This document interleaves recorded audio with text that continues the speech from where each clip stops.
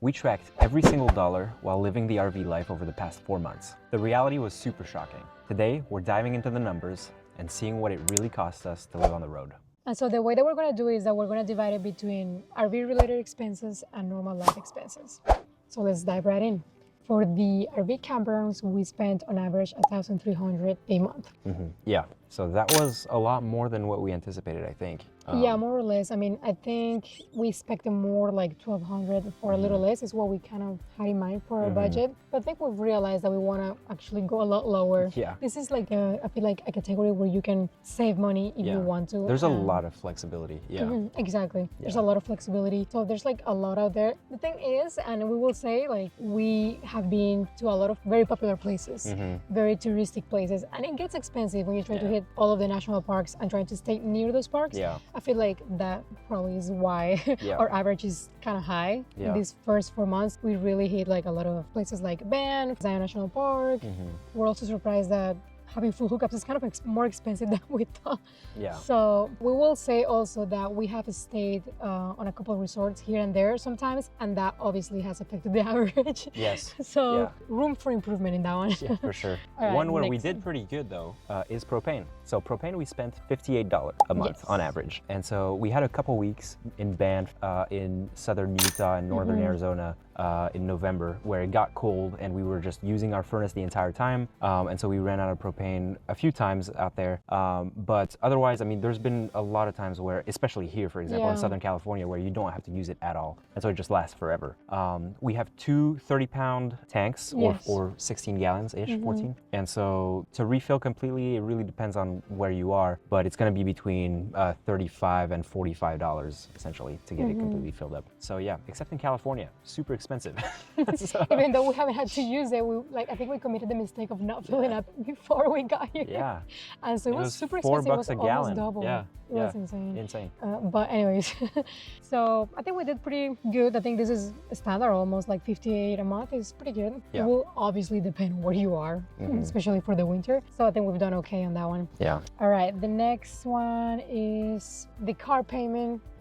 We pay $647 for this one. This is to tow RV. Yeah. And we bought like a used Ram 2500. So 2022. Yep. So for that one we did buy used, and it's an okay payment. We got a really good interest rate as well, I think. Yes. Yeah. We're paying actually less than we were paying for that we had before, like our monthly payment. Yeah. It's a lot better. So we're good with that one. And then the RV payment. Yep. The RV payment, that is $738 a month. Yes. We overpay on that one. We're trying to get rid of that one really fast. The interest rate is a little higher. Yes. With RVs in general, it's higher. Yep, exactly. So, and it's hard to negotiate. So we are at, I think, 7.74%, which is some of the lowest interest rates you can get for RV payments.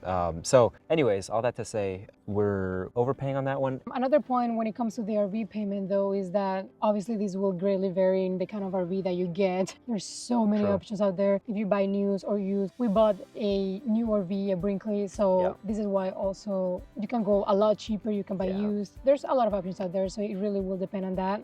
And So insurance, for that we pay $271 a month. We have Progressive and we have full-timers insurance. We also have an option called total loss replacement. So if we lost the RV, if we totaled the RV, they would replace it completely for an equivalent unit, as opposed to giving you the actual cash value. Highly recommend telling them that you're a full-timer. Yes. You don't want to get into trouble with your insurance and them not cover things.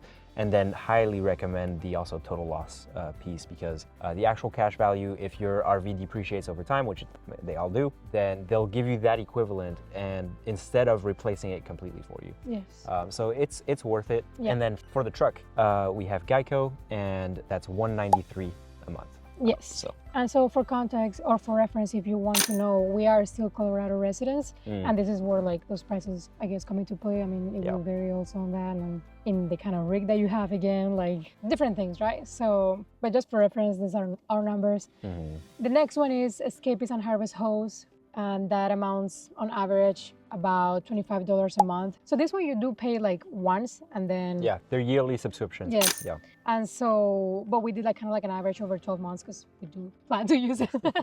Yeah. So, and for those who don't know, Escapist is a mail service. So they handle our mail, they send it to us wherever we are. And yeah, so that one is pretty easy. And then there's Harvest Host, and that is just like a membership where you can stay on people's properties like wineries and Yeah. different Farmhouses, things, yeah. farmhouses. And so also you pay only once a year, but then you do donations. So $25 a month, I think, is what they recommend. Sorry, $25 per stay. Per stay, yeah. Yeah. So, but anyways, then after that we have maintenance. Yeah, so maintenance, we had a few things come up, and so that amounts to $103 a month. We had a broken window we had to pay the labor for. They replaced the window, but we had to pay for labor. And then we also had to get a temporary fix for it at some point. And so that's what we, yeah. When it happened, we put a piece of plexiglass on there and some tape and everything. So, yeah. And then that also includes truck maintenance. So oil, filters, equipment to make those changes. Yes. So yeah. All of Yeah, that. because we also had to buy a lot of tools that we didn't have, right? Yeah. This number, I mean, it includes a lot of more the truck. Like the average is more the truck than the RV itself. Just that one thing for labor and the window, which did amount to like a chunk of it. Yeah. But what I'm trying to say is that like our new RV is still under warranty, so it would have been a lot more. So you might want to have that into account, right? Like yes. the reason why this number is not higher is because we have a still warranty. Under warranty. Yeah. So Yep. you need to account for that in your budget. Obviously, we put more money into savings for like things and emergency fund, and for the RV, like you want to have this number probably higher in your monthly budget if you do not have it under warranty. Particularly, yeah, if it's used, yeah, absolutely. It's gonna be higher for sure. So our next one is diesel. This is a big one. Yep. So on average, we spend $581 a month. Mm-hmm. And I think for reference, we do move a lot. We sometimes move once a week. Sometimes we move every 2 weeks. Yeah. Sometimes we do stay or have stayed a month in places, but it really does vary a lot. And we've done like a ton of miles, probably like, I don't even know, we'll probably leave the number here. Yeah. But I would say on average, if I'm not mistaken, probably like what, $2,000? I'm not in December, $2,000. 2,000 miles, right? A month?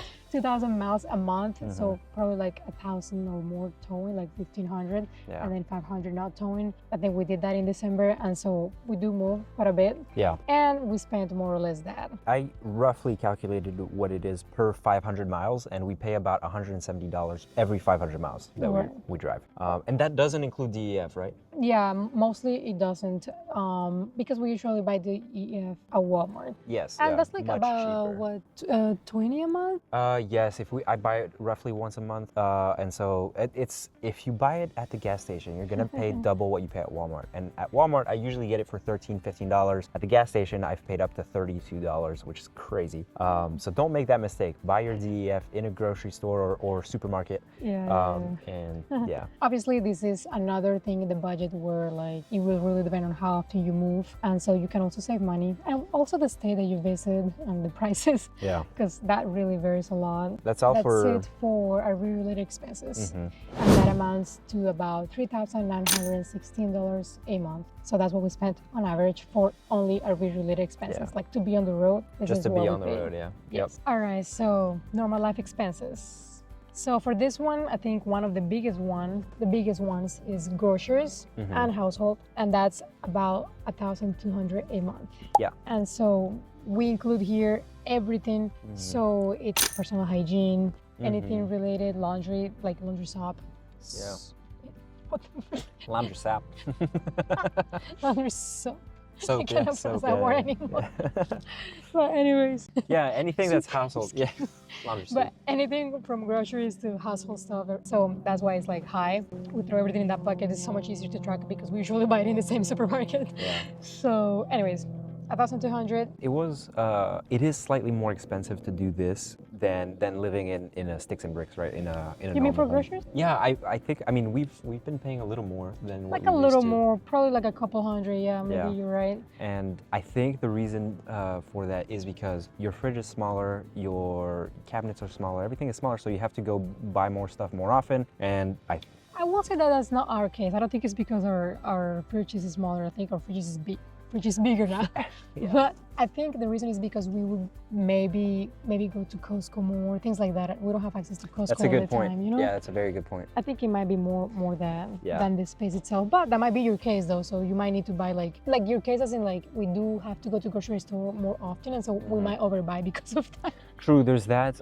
Also, you made a really good point. I mean, we used to go to Costco a lot more often. Now we go to Walmart. But there's also very many places where we're in touristic areas and we're buying from local grocery stores. That's very true. And the Sometimes it's local super grocery stores expensive. are super expensive. In Montana, there was one. In the Glacier area, Oof, and in so Banff, expensive. everything was expensive. So Yes, yeah, that's a very good point. yeah, So keep that in mind. It will depend on where you're visiting for sure. yeah. The next one is our pet, our little doggy Chelsea. Sleeping right now. So on average, we spend about $100 a month, and a chunk of that is just her insurance. Honestly, she's a senior dog, so Yeah. it's very pricey to pay for her Yeah. insurance. Yeah. And so more or less $100 a month Yeah. for food and insurance. Yeah, if you're a dog owner, you know how expensive Insurance can be. well, vet care in general is. Oh yeah, yeah. yeah. And so having Recommend insurance, yeah, exactly, is a great idea. Yes, it is. We really made up for it, I think, the first year. But Yes, yeah. anyways, the next one is laundry. So laundry, gosh, sometimes I wish we had a laundry machine or a dryer, but yeah, $50 a month Yes. on laundry is way too expensive. So, Yes, so we spend $50 a Yeah. month for laundry. It is pricey, honestly. Yeah. But I think it also depends on where you do the laundry. We might be making a mistake on that one too, just because we obviously want the convenience of like, oh, we're staying at a resort, we do the laundry here. I feel like it might If be you more go to expensive than a local, laundromat in maybe. town. But I've don't know. I'm not seen sure that about it's that one. like the average is going to be $275 Yeah. per load, $375 per load, and that's what we pay. I don't know if Okay. we're doing it too often but no, yeah. we have not. We honestly do laundry like 2 or 3 max a month. Because Right. we kind of we do well. The But thing we is have multiple loads. So, Yeah, exactly. yeah. Exactly. That's what I was gonna say. Yeah. Per visit, we do multiple loads. So, Yeah. anyways, but I think it's still kind of a standard, like of what you would expect a couple to spend on a month. If you obviously maybe have a laundry set, then Yeah. I think it makes up for it really fast. Honestly, we might want to consider getting one. Yeah, Because, yeah. you Honestly, know, it's we so have the expensive. it's pre-installed or pre-set up. It has like the hookup, Um, so you just need to yeah. get them, and I think you're pretty much good to go. So we might consider that, but for now, $50 a month. Internet. This yeah. is a huge one. And Yeah. this almost feels like should be having normal life expenses and having RV life related expenses just Yeah. because it's so much more expensive for us, like what we're paying now. Mhm. And that's $165 a month.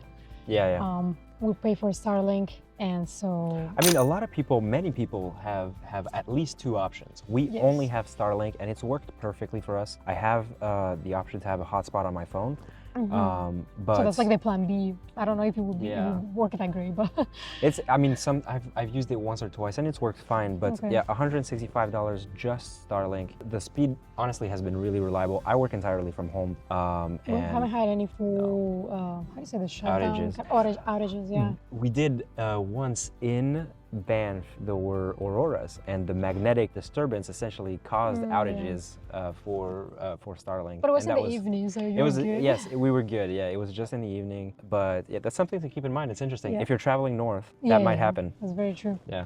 And also, for reference, we do pay for the unlimited plan. Obviously, I think it's worth it than to pay like less money for the, I don't know, like 20 gigabytes or something. You will spend that. So, Oh yeah. so we got the unlimited plan. Yeah, I would suggest having a backup plan. So next category is phones, and we have a really good deal with a family plan that we share with our entire family. So we're only paying $65 a month with Verizon. For both phones. And that's yeah. both phones, yeah. So mine is, 35 and 30 or something. So, and that's unlimited data, hotspot. So 65, right? $65 Yes, a month. 65. Yeah. Memberships and subscriptions, and that includes the gym, so Planet Fitness and Amazon Prime, all of that good stuff. And we pay about $80 a month for that one. Yeah. So nothing much to say here. The Yes. storage unit. Oh, that one is huge. Yeah. That one is a huge one. So we got- $231 Yep. a Yeah. month. We have a storage unit in Colorado, and yeah. So it's It's a big 231. one. It's a big search unit, is what I'm trying to say. Yeah. I don't know. I've heard a lot of people start like that. You start the RV life, you put everything in storage, and then you realize, I don't know if all of this stuff is worth this much every month. Yeah, I know, right? People say that sometimes, like, at the end, it just doesn't. If you pay for a too long period of time, it almost doesn't, right? It depends on what you have in there, right? Obviously. Exactly, I think yeah. for us, it is worth it at the moment, at least. But I'm almost thinking that We should go back and sell everything. No, okay, I don't know how to sell everything, but maybe sell some of it and then, like, get a downsize or smaller something. storage unit. I Yeah. feel like that's in my mind a lot lately because so expensive. Because they also increased the price on us. That's the thing. Because it was supposed to be cheaper. Yeah. That was kind of unexpected that they increased the price. There's that. And then just like for our last one is going to be like add-ins/wants. And this is just like maybe, you know, going out or any other kind of like hobbies or things that we might do on the side or spend on. We try to do a lot of free things, but on average we spend $200 a month. Yeah, so we do a lot of hiking. We do a lot of exploring that's free. But yeah, sometimes you go out for dinner. This includes dinner partially, right? Yeah, like going out, dinners, and also like even if you need something, right? Like, oh, I need a pair of sunglasses or shoes or whatever you need. We also throw it in there. So that's it. Yep. That amounts to $2,091 a month. 2091, yeah. So our total RV life expenses and normal life amount to $6,007. So yeah. So that was honestly kind of a shock because I think mostly the shock wasn't like the total with the 6,000 of expenses. It was more some things really add up, like all of the insurances. I feel like they're so expensive. Yeah. So I mean, RV life is not necessarily cheaper. No. It obviously depends on how you do it. Yeah. So let's to reframe some of this. We were living in the Denver area in Colorado, and it is very similar to what we were spending out there. It's just that your money is allocated differently. Exactly. Because we were paying like $2,500 for rent. Yeah, exactly. That was our rent, $2,500. So half of this, and then you're spending your money differently. There's a lot of ways you can cut down on costs. Yes. Let's talk about how we can cut costs. Please. Okay, so I feel like there's a lot of room for improvement in the RV campground section. You can definitely go cheaper. We could definitely go cheaper. Yeah.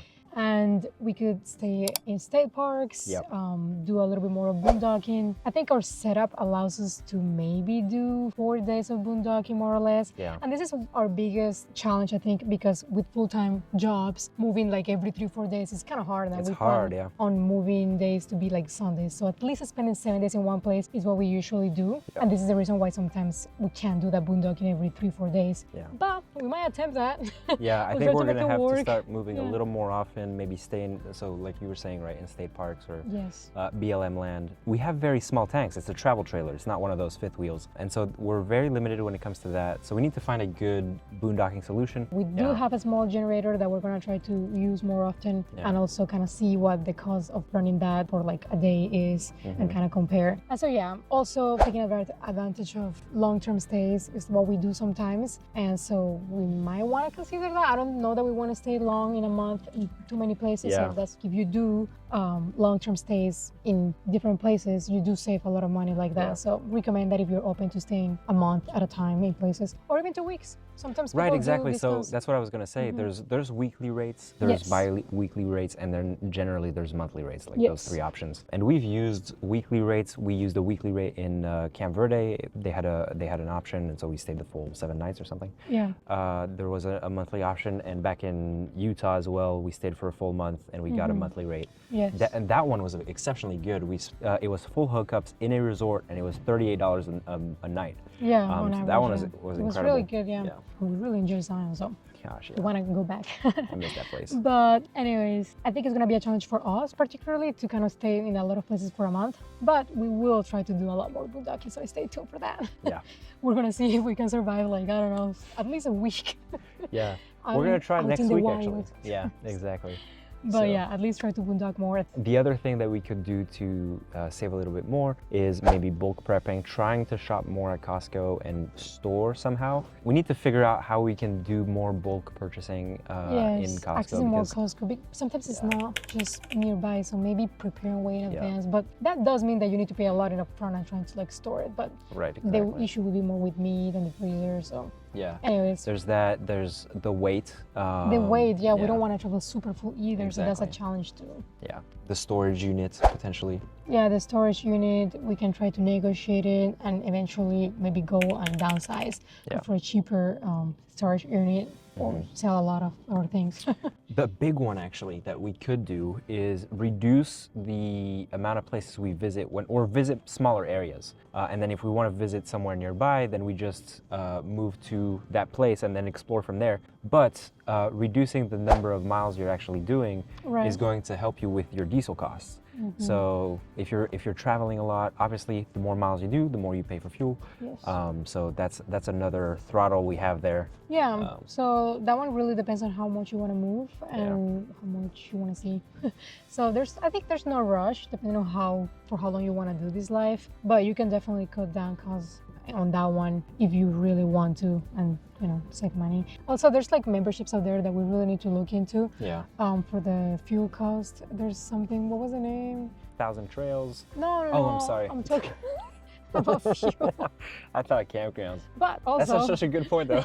if you do want to save money on campgrounds, there's 1,000 Trails and stuff. We don't use that, and the main reason being, I feel like it limits us a lot. And so, for example, we were thinking about going all the way to Alaska. By the summer, we cannot use that there, but you will still be paying monthly rates on things that you're not going to be able to use. And we've also heard, leave down below a comment if you have experience with 1,000 Trails, but we've heard that sometimes you really need to book way in advance to go to these very popular places, right? So it makes sense. And so you kind of need to plan 3 months in advance. And, I don't know that we want to like lock ourselves into places that way in advance. Yeah. So, but you could consider that if you want to save money. I mean, I've heard people sometimes pay just $300 a month and then that's it on campgrounds. That's pretty good. That is awesome. It's a big trade-off, but it's really good paying only $300 a month for campgrounds. Just imagine cutting down your budget by that much.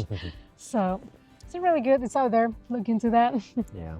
But yeah, I think that's almost it where we could like save money. There's not a lot of flexibility, to be honest. There's not a lot of flexibility. We might shop around a little bit more for rates when it comes to insurance, but it's not like you can do much for that. Yeah, because we're with Progressive for the RV and Geico for the truck, we could try to see if we can bundle those.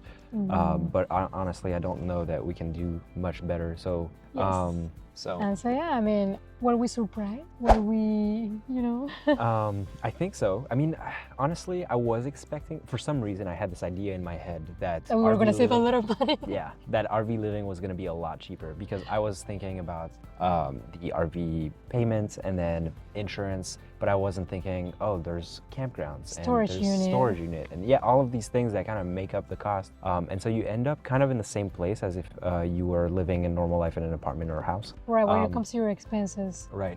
So you're just spending your money on different things. Yeah. And so that was very interesting. Very surprising. Yeah. Obviously, like like you said, the way that you allocate your money now is a little different. Like for example, we used to pay $2,500 a month on rent. Yeah. Now we don't do that. Like it's like people say you're throwing that out of the window. Now we just put that money somewhere else. Yeah, exactly. You throw it in a different window. It's a different window to throw it in. But when it comes to like the only difference that I see that at least is some sort of like benefit is that we do get to keep the RV, right? Yeah. So we're gonna try to pay super fast, and it's something that you get to keep. Unlike rent. And we used to like spend a lot of money on traveling. That's just personal, right? Like we like traveling, and it's the whole reason we're doing this. And before, in a stationary life, we would still spend a lot of money on traveling every month. Yeah. So instead of like spending all of that money, we just make it a lifestyle. Yeah, exactly. Yeah. So we're spending a lot less on traveling. Depending on how you look at it. Depending on how you look at it, yeah. Anyways, that's funny. And I think that's it. I did want to mention though that obviously this is not our entire budget. You want a budget for obviously savings. I mean, we're not gonna go give financial advice or anything, but you can save money every month, and you want to invest money every month. Yeah. And given all of these things are also a part of our budget. Yeah. So this is not relevant for like the RV life. But if, for example, you want to kind of compare to us, there's other things when it comes to like the maintenance, for example, it could be higher as well. So you want to save more money. At least when it comes to that is something I think good to highlight. Like the maintenance part, it should probably be a little higher in your budget just because things tend to break if your RV is not under warranty, for example, and is older. So anyways, all this to say, I mean, it is very possible to do this live. You can do it for a lot cheaper, and stay tuned, we're gonna show you how we cut our expenses. Because honestly, I feel like we could be doing a lot better. I want to see how much we can reduce our budget by. Yeah, that's one of our goals for this year. Yes. So we're starting the year knowing that this is the number that we've been dealing with for the first 4 months of it, and now we're gonna try to cut costs and see how far we can go, how far we can take that. Yes. While still enjoying it, right? We don't want to ruin Right. the RV lifestyle. We're going to be doing dry camping, and then we're going to split our week and see how much we can save by doing that. Yeah. And then we're going to be trying to do that a little more often. So maybe if it balances means that, out a little bit better. yeah, if it balances out, that's going to be helpful. And then It's our first time doing like dry camping, I think, like for several days. Yeah. We've done harvest host, you know, for one night. It doesn't really count as much, but it's gonna be our first time like actually running the generator for several days and seeing how much that costs daily. It's gonna be an adventure. it's going to be interesting. All right. So subscribe. Subscribe, hit the like button if Yeah. you like our content, Awesome. and see you next time. All right.